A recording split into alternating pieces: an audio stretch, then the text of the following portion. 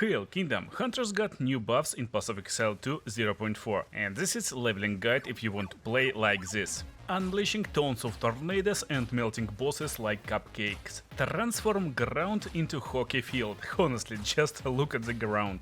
And also it will feel insane in new league mechanic.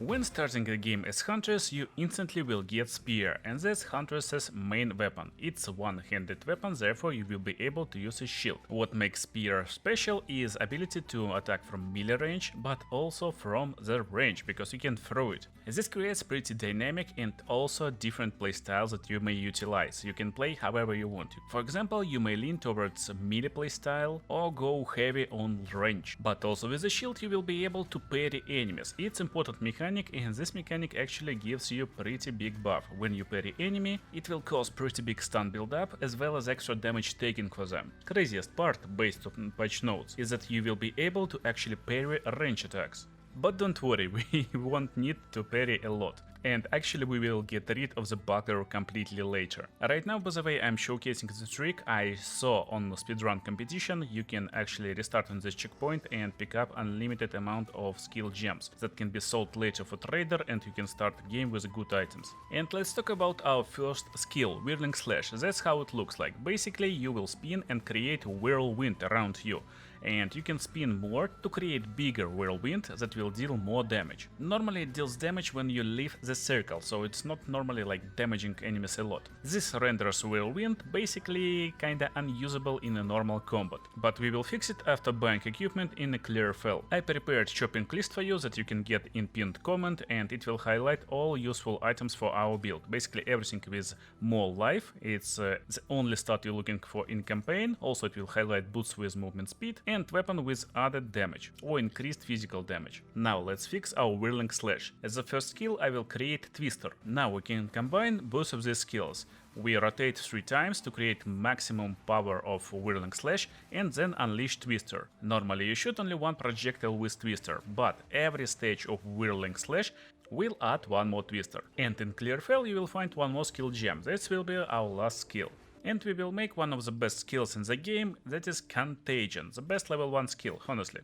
Because when you see loads of enemies, you just drop Contagion before shooting them with the Whirling Slash, and it will cover the whole pack for you. When fighting bosses, we also following the same strategy, trying to stay close, so twist few times and then shoot with our projectiles as close as possible, because tornadoes ricochet from the walls and may hit boss even for second or third time. While you're running in a red veil, make sure to open Refined Arms, because that's where you can find your next weapon upgrade. If you haven't found any better weapon yet, or you're still using level 1 weapon, even with some mods, in Refined Arms you will be able to find next tier of weapon, and that's really important to actually stay on leveling curve and be able to destroy enemies. It will be white of course, so you need to drop Orb of Augmentation and Transmutation on top, and you will be golden.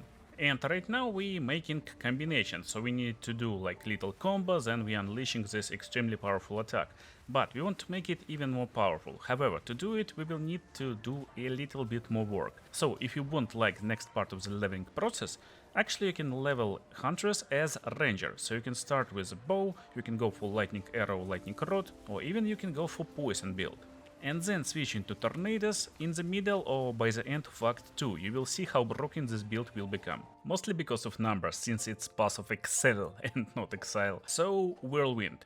It will deal damage, but also it will deal more damage per stage, and it's not just random small number, it's 150% more damage, and also with quality you will have 40% more damage per stage. But that's only if you fear it and run away. Normally we want to consume it with Tornado, and Tornadoes will deal 80% more damage every whirling stage, and you saw how many Tornadoes with summon. So dealing 240% more damage, it's just insane. But also, elemental twisters will gain 50% of damage of corresponding type, if twisters got some elemental effects. And that's what we want to utilize and use to maximum potential. And right now we can do it with Fangs of Frost. What you want to do is to parry enemy and then attack with Fangs of Frost. It will create icy ground. So from now on I can actually create these twisters on this icy ground and they will be cold twisters. And that's the first buff we get in new patch. So right now they will keep this elemental effect for 8 seconds and that's actually big.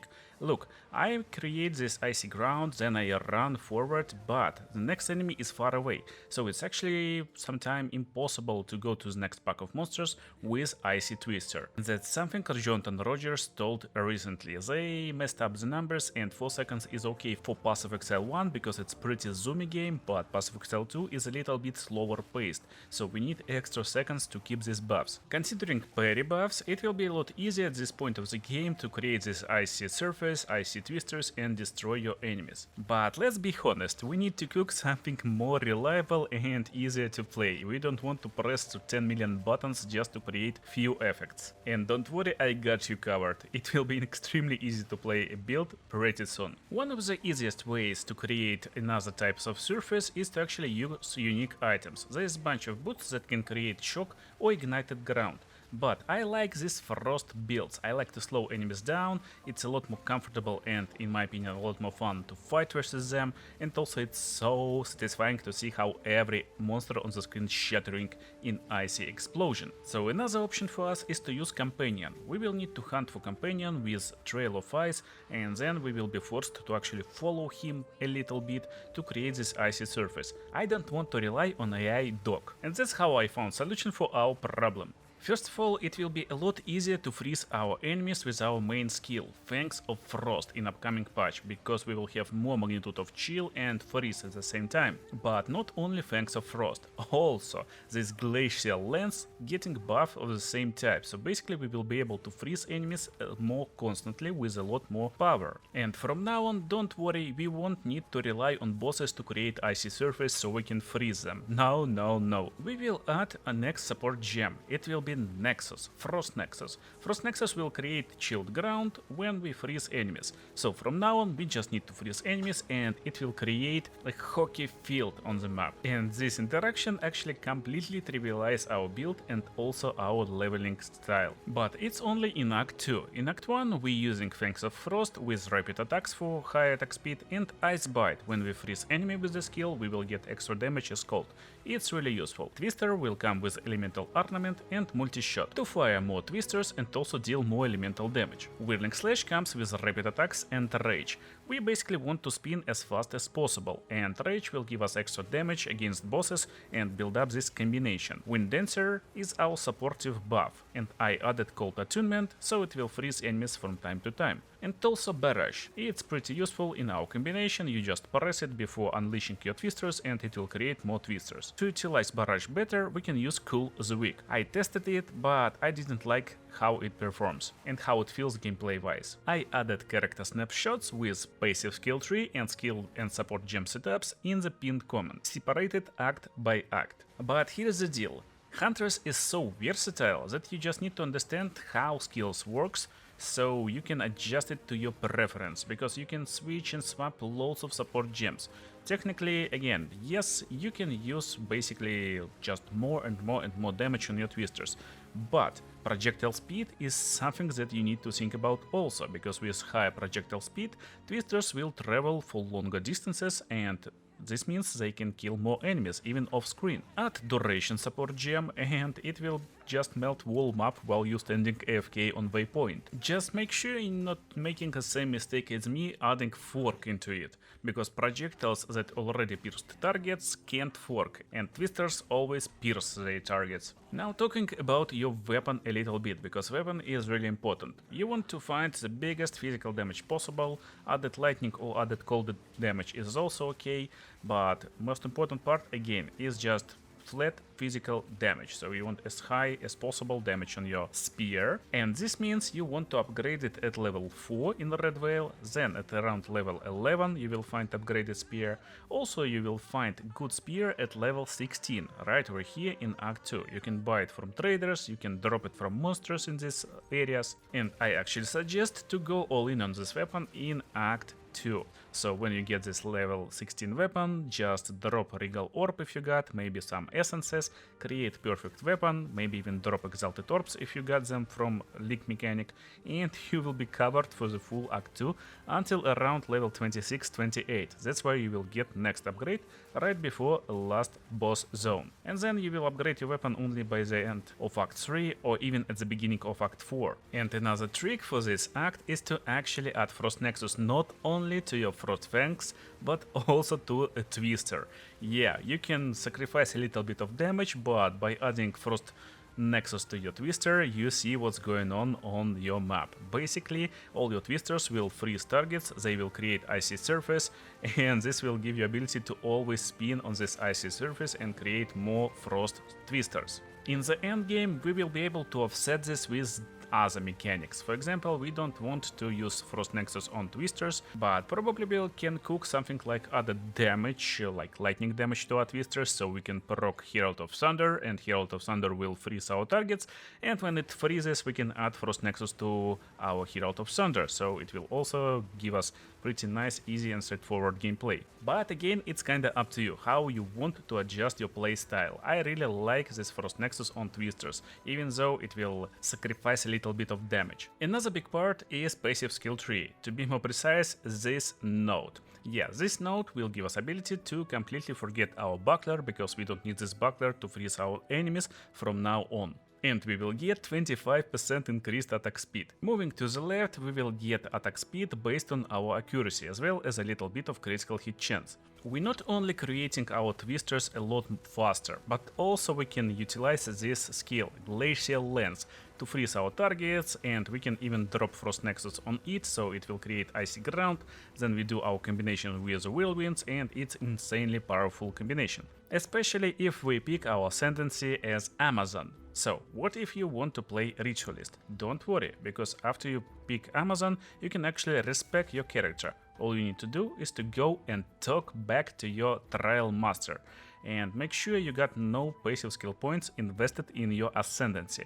There's actually an option to refund passives, and if you refund all of them and talk to this altar, you will be able to press the button and change your Ascendancy when you complete higher tier Ascendancy trials or the same trials you completed last. But from Amazon we will get insane and pretty high boost to our skill speed and also extra damage against unique enemies. That's pretty big buff, and you will have increased attack speed and damage when enemies at certain points of the health bar. You will see it on the top with this weird color. Now a little bit more about Glacial Lens, why it's in the build and not Fangs of Frost. Again, you can play however you like. You can technically go like full melee build with this character, but I like to have Glacial Lens for range options, and pretty good range options. So when we're in danger, we go back, we go and use our Glacial Lens, we build up this ice and freeze build up on enemies, we come close with already chilled ground active, and we destroy our enemies with combinations safely. So now when we finish campaign and go into the maps, it's a lot easier to sustain our health. Amazon is pretty squishy character, but if enemies can't touch you, since they always disabled by some freeze effects or basically destroyed by hurricanes, well, you don't care about defenses a lot, especially at early end game. But there is one more pretty cool fact about Glacial Lens. It actually got extra ability that got buffed on higher levels of gem in upcoming patch. It's Explosion. Yeah, actually if you use frenzied charges when you cast the skill, it will explode, dealing extra damage on top of initial attack, and also don't forget, this skill gets a lot more attack speed in upcoming patch, actually 10% more. And you should be able to easily beat Act 2 boss with this skill. However, in Act 3 it should become difficult. No, it actually will become even easier. I basically zoomed through Act 3 without any troubles, and it continued to Act 4, Act 5 and to the end game, where it's still pretty easy.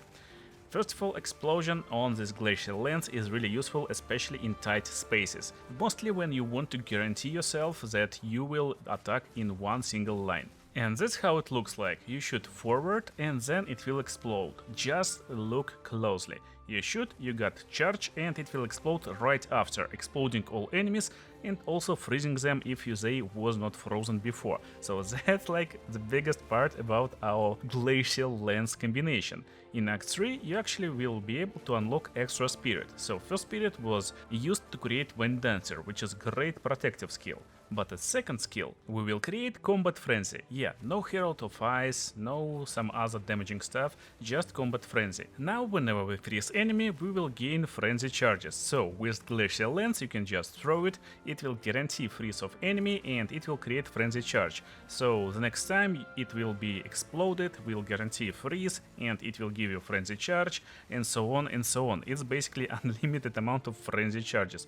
But at the same time, if you want to unleash a really deadly combination, you want to actually collect Frenzy charges and unleash Twisters with Barrage. There's support gems that will give ability to block Frenzy charge consumption on Glacial Lens, so keep this in mind. But I don't see any problems and will actually enjoy this Glacial Lens in upcoming season. And you may notice we got loads and loads more Twisters. That's because we unlocked Salva support gem. You will unlock it in Act 3 and it's completely broken and powerful. It will give you ability to create a lot more Twisters, but they will kinda go into different directions. But in most cases you don't care, especially considering all new mechanics will be in closed space, like this right now. Another good addition for the build will be Sniper's Mark. Sometimes it will give you extra frenzy charges, but in most cases you don't need anything extra. You will see this crazy amount of cyclones all over the place and they will just melt bosses and melt everything. In the end we get overlooked, but probably one of the best league starters. First of all, we're not competing for items with Deadeye and Pathfinder. Second of all, we actually can get a lot better equipment, because with Amazon we can scale our damage with accuracy. And accuracy is most common stat and highly weighted stat when you're crafting your items. So for other guys, accuracy will be bricked items, for us it will be best in slot. I enjoyed this playstyle a lot, but still I will start league as Druid and also as Sorceress with some crazy ideas. But also I got some sneaky ideas for Huntress and it will be insanely overpowered endgame build if it will work. And if you want to see it sooner than later, don't forget to drop a like button and maybe leave a comment. And it will come sooner than later. See you in the next videos, guys.